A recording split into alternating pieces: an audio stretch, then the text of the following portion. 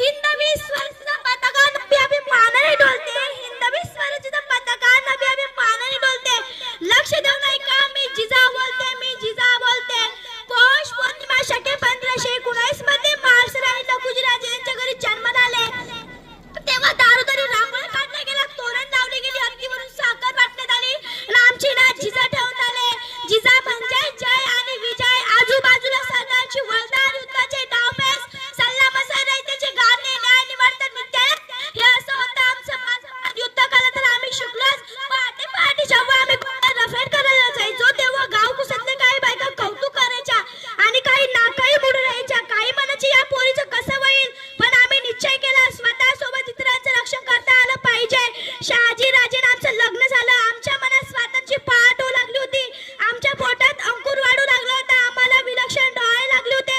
आम्हाला मेवा मिठाई सुगंधी शरबती नको होते. आम्हाला हत्तीवर बसवीसे वाटत होते. डोंगर चढवून किल्ले पाहावेसे वाटत होते. धनुष्यबाण भाला तलवार हाती घेऊन चिखलखत लढाई करावीसे वाटत होते. शुभा लहानपणापासून युद्ध करत चालू होता. त्यांना आम्ही लहान सुद्धा शिकवले कोणत्याही जाती धर्माच्या आहारात जायचं नाही.